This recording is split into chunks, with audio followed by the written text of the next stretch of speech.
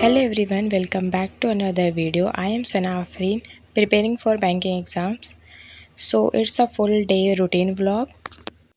As you know कि अभी काफ़ी दिनों से अनुभव सर की कोई भी क्लास यूट्यूब पे नहीं हो रही है, तो मैंने एडिटोरियल भी निमिषा मैम से करना स्टार्ट कर दिया था। बट मुझे उनके वो कैब अभी कुछ ज़्यादा समझ नहीं आ रही है, क्योंकि वो बहुत ज़्यादा वो कैब करवाती है, एक एक वर्ड्स के बहुत सारे वो कैब करवाती है और एक आदत भी पड़ जाती है किसी भी टीचर से, तो हमें एडजस्ट करने में टाइम लगता है। बट नाउ मैंने परफेक्शन बैच लिए तो वो मुझे काफ़ी बेटर लग रहा है, बट स्टिल एडिटोरियल में थोड़ा प्रॉब्लम चल रहा है। और मेरे साथ में ऐसा होता है कि मैं जब तक आरसी के क्वेश्चन आरसी के साथ ही ना करूं तो रॉन्ग हो जाते हैं। मतलब जैसे अगर पहले आरसी पढ़ने के बाद देन क्वेश्चन में जाते हैं तो आरसी के हर लाइन याद नहीं होती है। एंड सारे टीचर्स के पीपीटी में ऐसा होता है कि वो शो नहीं करते हैं क्वेश्चंस के साथ आरसी। मतलब समझ रहोगे तुम, जैसे मॉक में होता है कि हम साथ साथ एक ही फेस में होते हैं। बाय द वे, आज जो मैंने इस एसबीआई क्लर्क का मॉक लगाया था उसमें मेरे फिर से 70.75 स्कोर आए। पता नहीं कैसे 3 मॉक में लगातार एग्जैक्ट यही स्कोर आया है, और तीनों के तीनों टेक्स्ट बुक के मॉक थे। I don't know how. और निमिषा मैम ने अपनी क्लास में एक लाइन बोली थी जो कि मुझे काफ़ी ज़्यादा मोटिवेशनल लगी। जैसे हमें किसी चीज़ से डर लगता है तो हम उससे पीछे भागते हैं। मे बी आपको मॉक का फेयर हो या इंग्लिश वीक हो और अर्थमेटिक में प्रॉब्लम हो, तो उस पर ये लाइन काफ़ी अच्छी लगी। The more you face it the lesser fear it generates. मतलब जितना तुम उसको फेस करोगे उतना ही ये कम होता जाएगा। सो ज़्यादा से ज़्यादा उस वही चीज़ पे फोकस करो जिस पे तुम्हें डर हो या प्रॉब्लम हो। क्योंकि हम यहाँ तो जितना भी प्रिपेयर कर ले, कंफर्ट जोन में रह के घर में मॉक लगा लेते हैं, बट एग्ज़ाम में थोड़ा बहुत नर्वसनेस तो होती ही है। और आज जो टू डू लिस्ट में क्वांट के लेक्चर थी वो आशीष सर की करी थी मैंने, जो 25 सेट ऑफ डीआई करवाई थी उन्होंने, बट मैंने पूरा नहीं किया था। 10 सेट मैंने किया था। और हाँ, एक और चीज़, जो भी आरआरबी को टारगेट कर रहे हो, अगर फॉर्म फिल नहीं किया है तो कर लेना।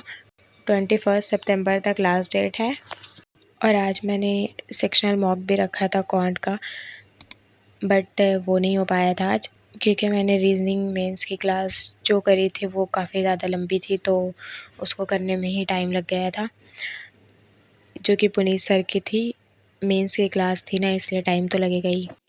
और जब भी मेरा पढ़ने का दिल नहीं होता है या फिर कम होता है एज़ कम्पेयर टू डेली, तो उस टाइम मैं पूरा तो पढ़ाई स्किप नहीं करती हूँ, बट हाँ, मैं उस टाइम रीजनिंग के पजल्स एंड मिसलिनियस के क्वेश्चंस करना स्टार्ट कर देती हूँ, ताकि रीजनिंग तो सबका फेवरेट है, प्रैक्टिस भी हो जाए और टाइम भी वेस्ट ना हो। तो मैं रीजनिंग ही ज़्यादा कर लेती हूँ उस दिन। और आजकल मुझे फिर से रात में जागकर पढ़ाई करने की आदत हो गई है। पहले मैंने रूटीन काफ़ी मुश्किल से ठीक कर लिया था कि मैं सुबह ही शिफ्ट हो गई थी एंड सुबह ही उठती थी एंड रात को जल्दी सोती थी, बट अब वापस से वैसा ही हो गया है कि मुझे रात में नींद नहीं आती, तो मैं रात में ही पढ़वा रही हूँ सही से। एंड अभी 2-3 दिन बचे हैं एसबीआई क्लर्क में, तो मुझे फिर से ठीक करना होगा ताकि मैं सुबह उठ सकूँ, अच्छा सा फ्रेश माइंड के साथ एग्ज़ाम दे सकूँ एटलीस्ट। और मेरा जो एग्ज़ाम एसबीआई क्लर्क का पड़ा है वो फिर से वही सेंटर में पड़ गया है जहाँ मेरा आईबीपीएस पीओ था।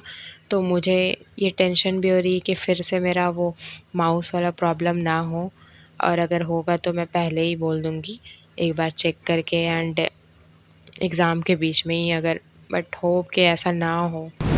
सो एट द एंड मैंने वही रीज़निंग की मेंस की क्लास करते करते मुझे लगभग सुबह के 4 बज गए थे, एंड बस इसके साथ मैंने अपने दिन को एंड किया। ऑलमोस्ट सारे टास्क आज के कंप्लीट हो गए थे, बट बस क्वांट का सेक्शन मॉक रह गया था। और अब लास्ट के 2-3 दिनों में मैं ज़्यादा से ज़्यादा वो कैब की रिवीजन करूँगी, एंड इंग्लिश ग्रामर के जितने भी रूल्स मैंने नोट डाउन किए हुए वो सब रिवाइज़ करूँगी। और क्वांट्स में टेबल, स्क्वायर और क्यूब्स रिवीजन करूँगी, और जितने भी मैराथन्स हो रहे हैं वो लगाऊँगी। And that's about it for today's video. Hope you like it.